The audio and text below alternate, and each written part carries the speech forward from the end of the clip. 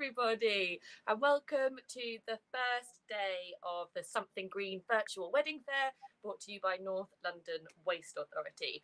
So these guys recently did some research and found out that 2 out of 5 newlyweds want to make their wedding more sustainable. So we're here with a full weekend lineup of wedding planners and experts who can help you make your wedding more sustainable and environmentally friendly. And first up for the next half an hour, I'm joined by Rachel from the Capston Second. Hi, Rachel. Hello. Thank you so much for joining us today. So for the next half an hour, we're going to be talking about all things wedding planning. If you've got any questions for Rachel while we're chatting, just put them in the chat and we will come to them at the end. So if you've got any burning questions, just pop them in there.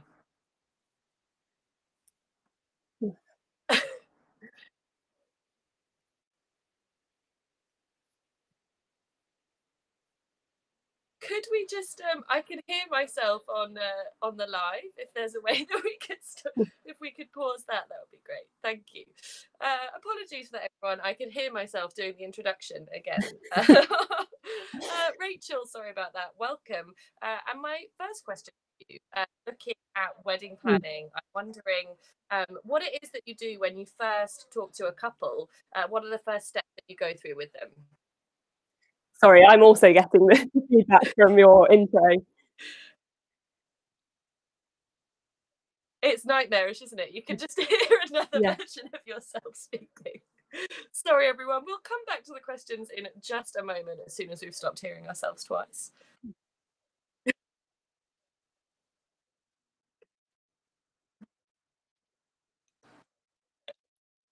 No.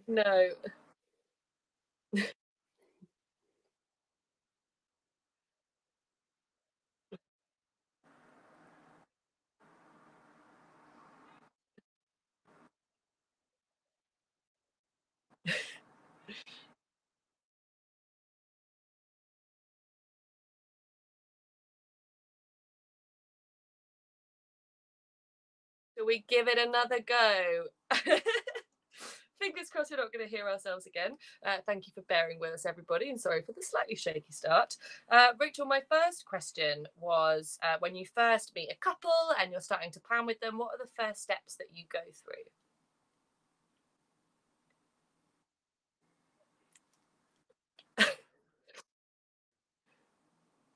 So often we start with the venue, and that's something that maybe they will have already decided on before they come to me, or I help them search for, and essentially everything kind of goes from there.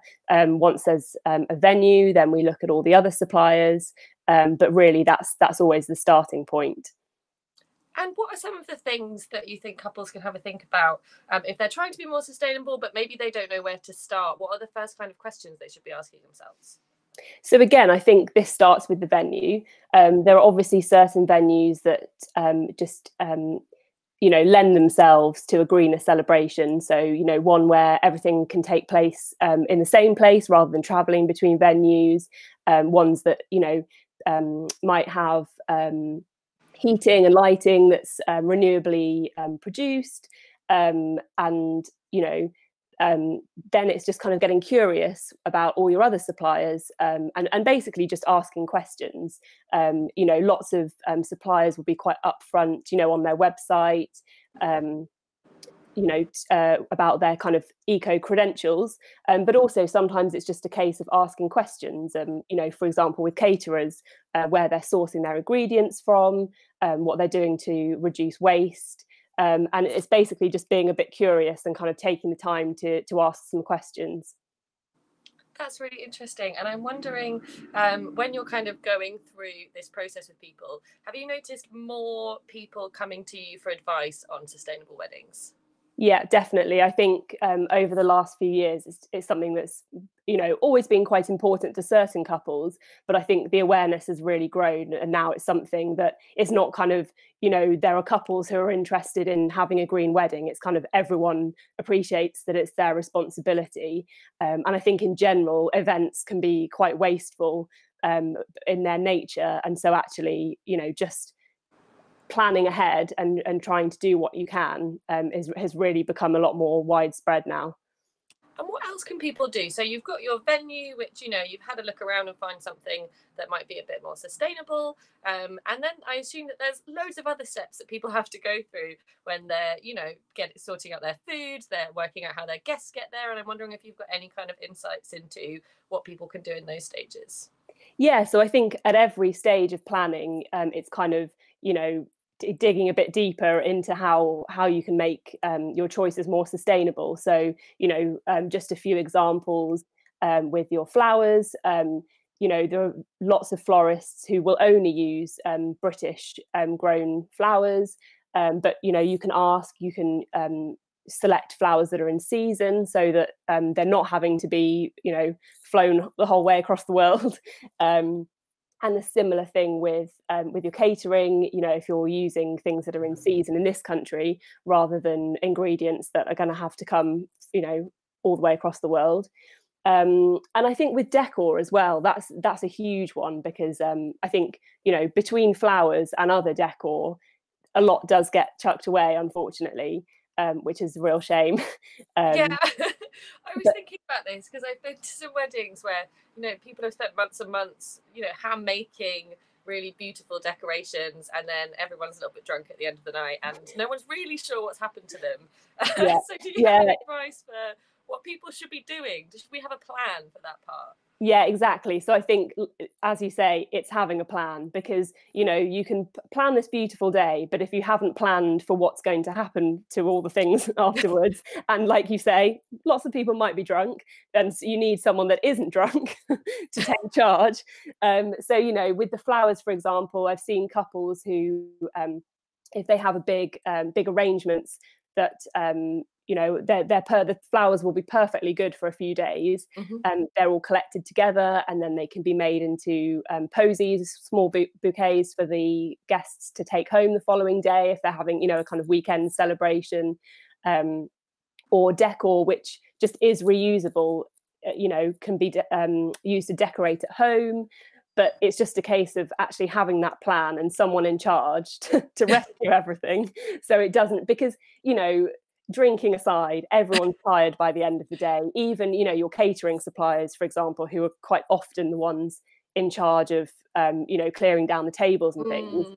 and everyone's a bit tired and things just get chucked in the bin willy-nilly. And so, you know, it's having a plan and making sure there's someone there to make sure that the things that you don't want to go in the bin don't go in the bin. And is that a big part of your role on the day? So will you be, you know, as well as making sure that everything runs on time and everyone's in the right place, you're there at the end to make sure that everything goes where it's supposed to? Yeah, exactly. I think in London we're really lucky with lots of really great dry hire venues. Um, which, for anyone that doesn't know what that means, it basically means you're hiring the building, but everything else you're bringing in.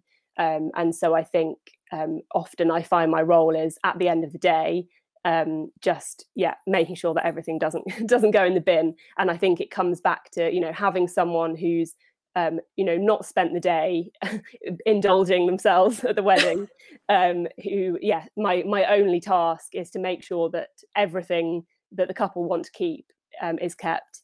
And yeah, another thing that we're really lucky about in London is that we have venues that stay open quite late. So obviously that Mm. problem's even more exacerbated when it's, you know, 1 or 2 a.m. rather than 10:30 or Nobody 11. cares about the decorations anymore. Exactly. I think there's a kind of notion when people talk about sustainability in all areas, but I think particularly weddings, which are already, you know, a really expensive day for lots of people that they might have saved for years. And I think that there's some idea that if you make a sustainable choice, it's going to be more expensive. And I think that's what puts a lot of people off. So I'm wondering, from your experience, how much more expensive is it to, you know, hire the sustainable venue, look into more sustainable venues, and look into more sustainable vendors? So I think in terms of the venue and suppliers, um, it shouldn't be more expensive. This, you know, being sustainable is part of what the company does, and that's because it's important to them, and that's just their ethos. You know, they're not charging a kind of green surcharge, and often, you know, these things actually cost less. So not so much to do with choosing suppliers, but, you know, when you're talking about decor, for example, things that are reusable, that's that's already saving you money, that you're not just spending all this money on things that are going to just go in the bin afterwards. Mhm. It's actually kind of saving you money. And there's all sorts of different things you can do, like with instead of having lots of cut flowers, you can have plants which you then have at home. In theory, these things should actually be saving you money, and it's more kind of feeding it into everything you do with all the planning that you're doing, rather than having to pay extra for sustainable suppliers. If you're talking about things that are locally sourced, again, you're not paying for paying for those to be flown around the world. And so yeah, I think that's a real myth, that people think that making their wedding sustainable is going to cost them more. And the other thing, as well as the cost, I think that might put some people off is time, because I imagine some people just want the easiest option, and to make sure that on the day they're not going to have to think about anything. And I think just that little extra step of making something sustainable could possibly add a little bit of time. And I wonder if you could give us some insight into whether it does actually take loads of time, or if it's quicker in the long run.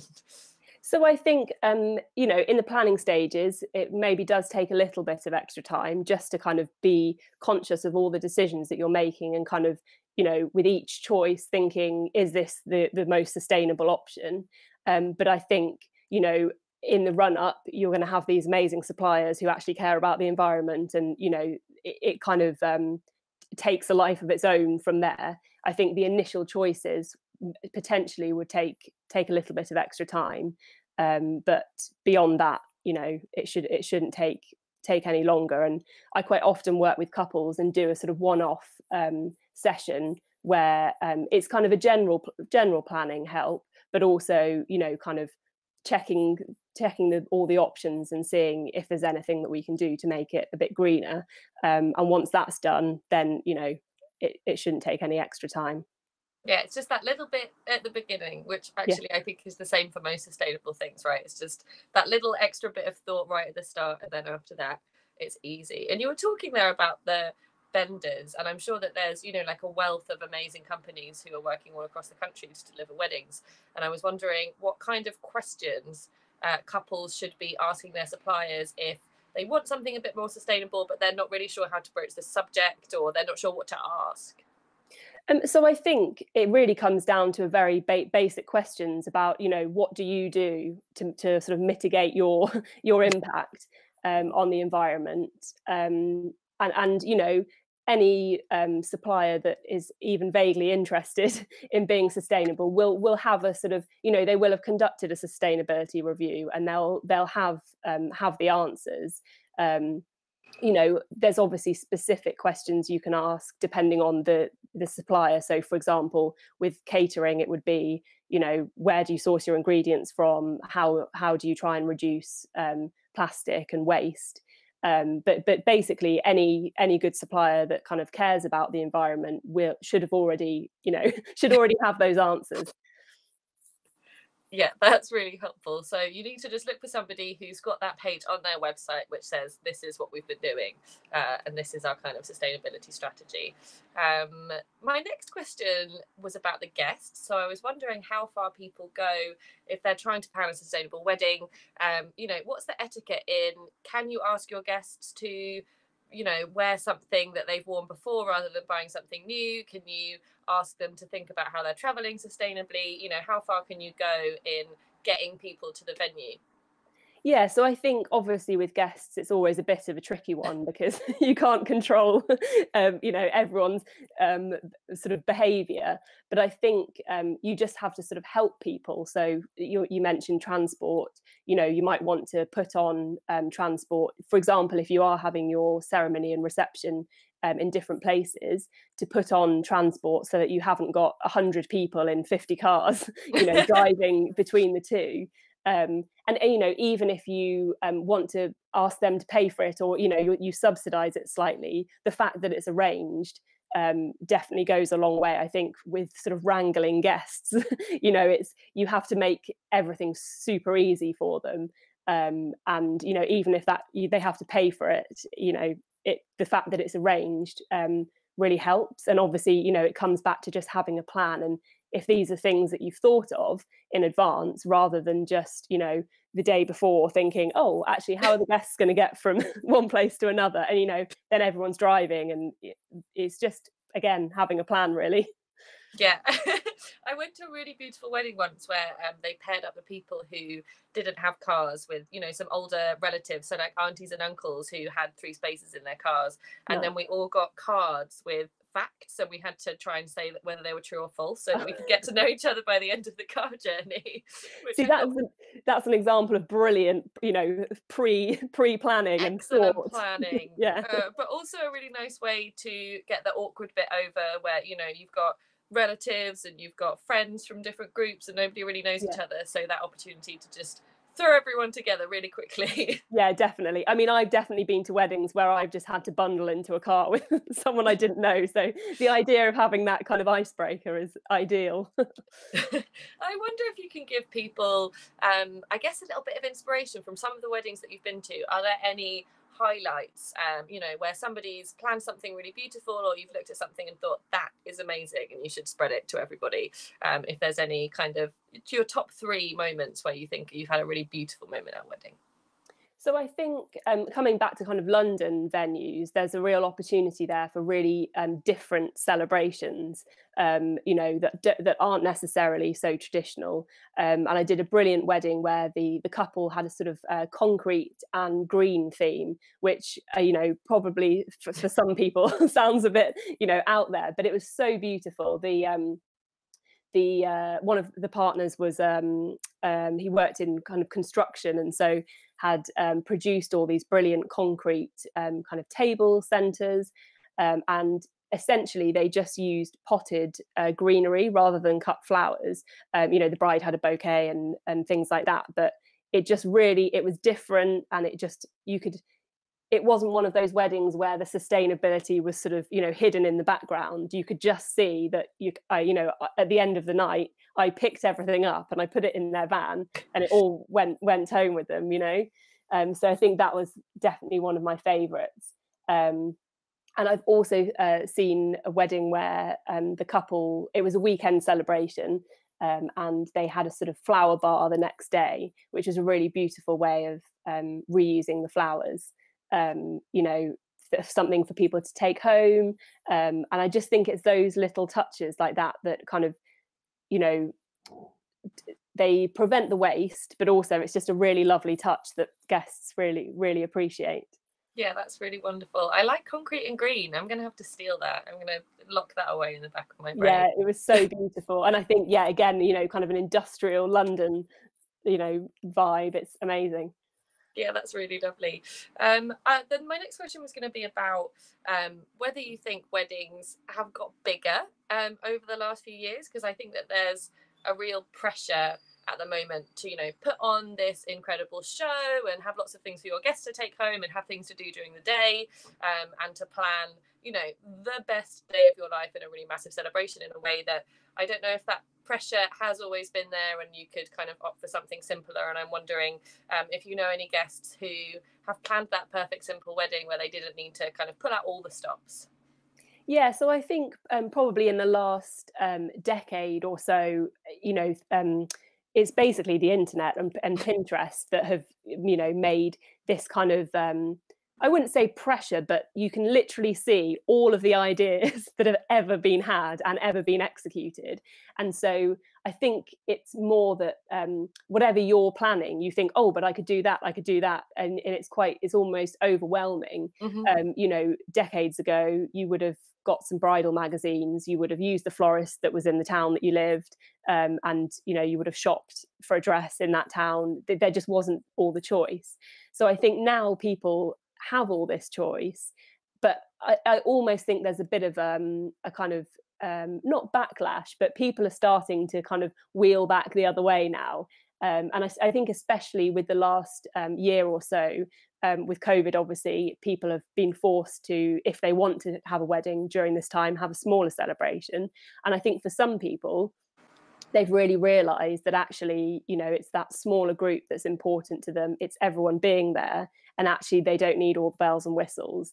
So I think it's a real mixture. I think it'll be really interesting to see in the next couple of years whether the kind of micro wedding trend sticks around a bit, or actually once we're able to and people can have big celebrations, Mhm. everyone just goes wild and has it, you know, even bigger weddings because they can. Huge hedonistic parties that go Yeah, on for exactly. days and days.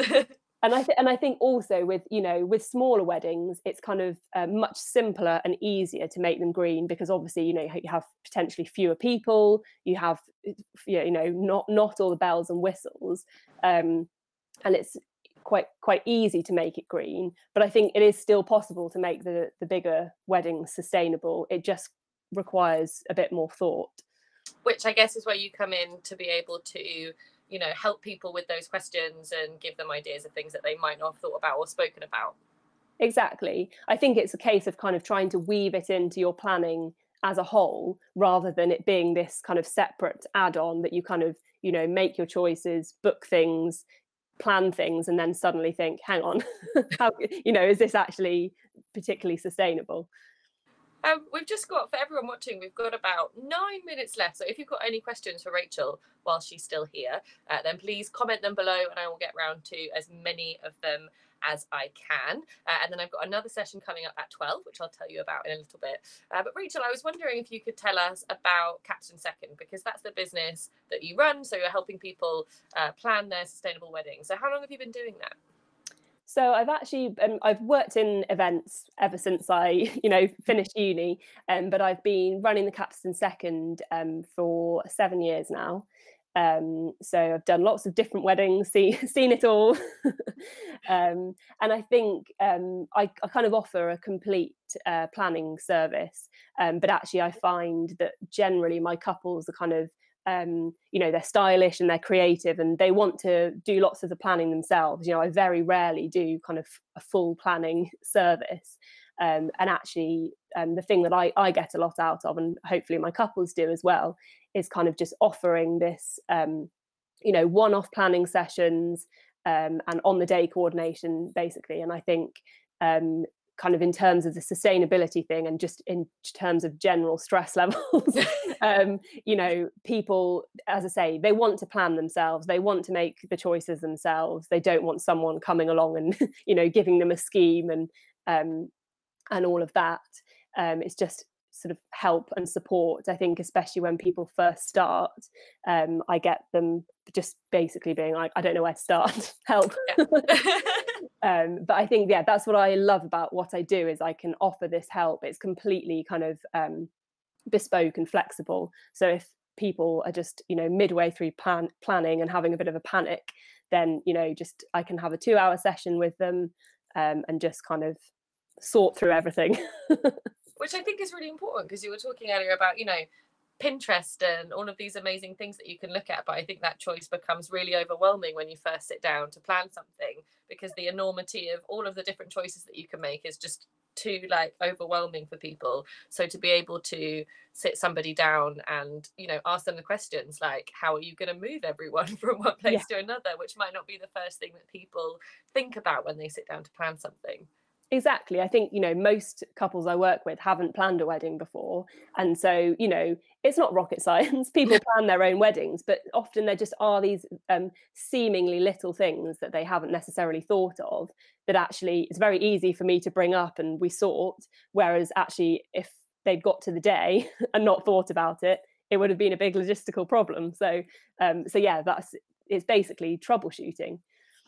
And you mentioned, so making sure that, you know, you have a plan for your sober friend or responsible friend to put all of the decorations somewhere safe at night. But are there any other, you know, easy wins for couples when you're looking at, you know, food that might have gone in the bin, or kind of other things that people can do on the day to make sure that, you know, nothing goes to waste?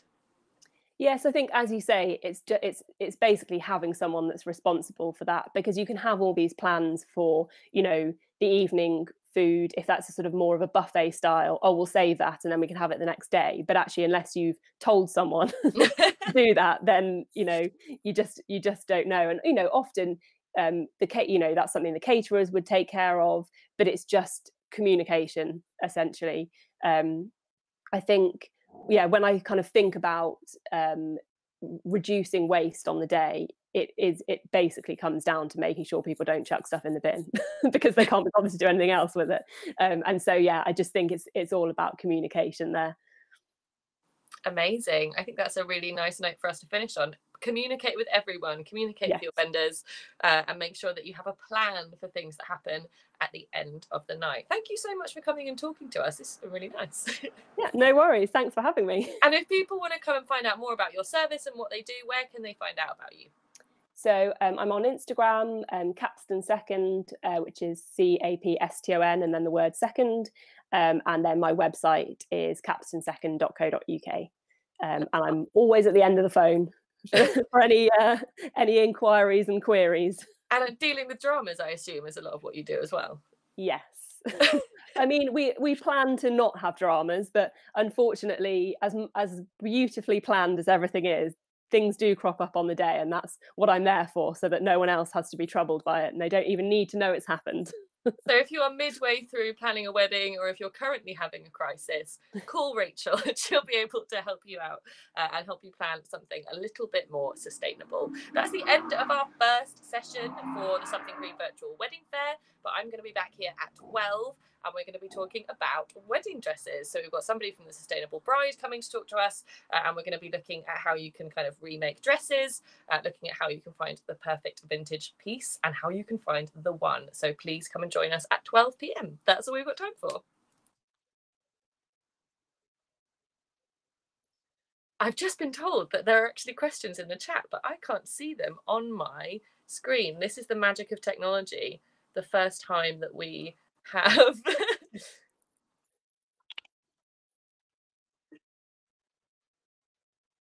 So somebody has asked, could you suggest something for something that can be released during a ceremony that's more sustainable than lanterns?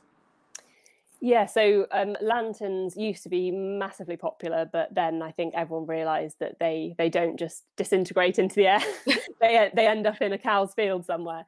So I think, yeah, obviously releasing anything is a little bit tricky because it's probably not going to completely disappear. I think people associate confetti with kind of the end of the ceremony, but actually I've seen some really beautiful examples where the confetti has sort of been thrown by the guests as the couple are still walking down the aisle, and I think that's a really nice idea.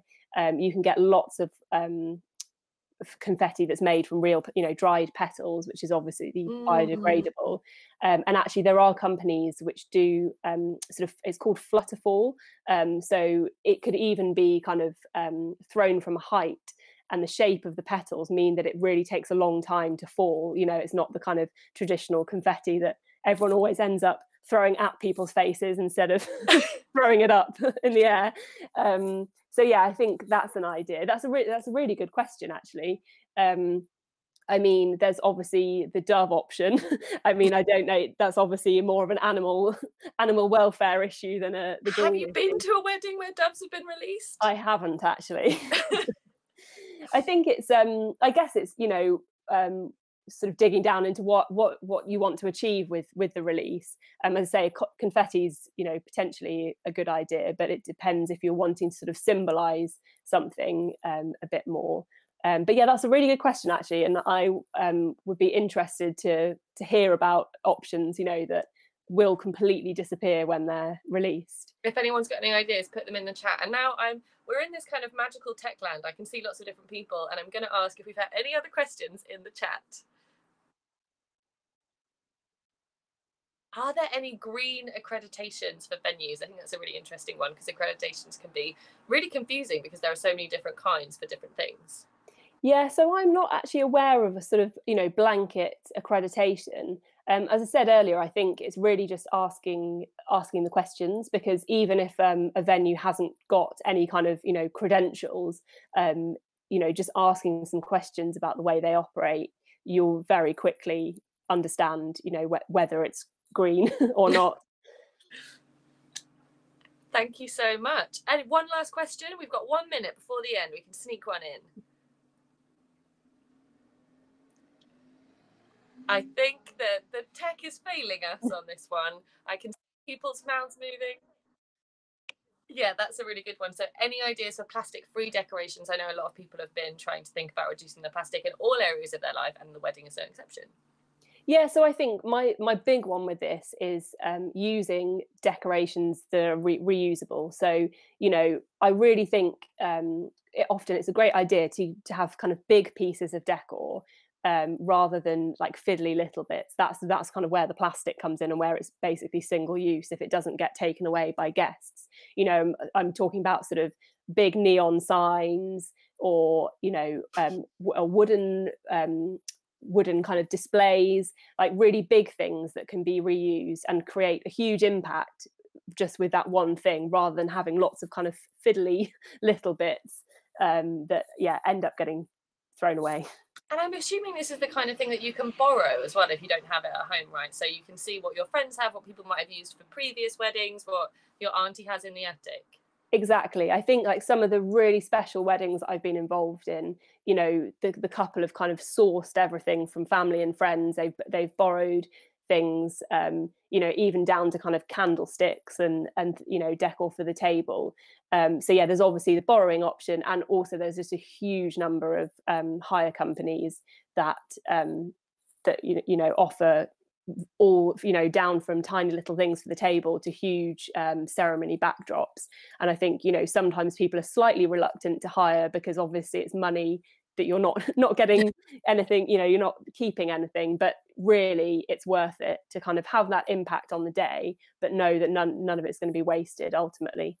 I've hired for events before, and the beautiful thing is that there's somebody who comes at the end and they Yes. pack all of the things away into a van and you don't have to worry It's about gone. it. Yeah, exactly. Amazing. Well, we have actually reached the end of our time now. Apologies for the slightly shaky beginning and the false start. I promise that we'll be better next time at 12 when I'll be back talking about sustainable dresses. Thank you so much for joining us, Rachel. If you have any more questions, head over to our website and I'm sure she'll be able to answer them for you. Thank you.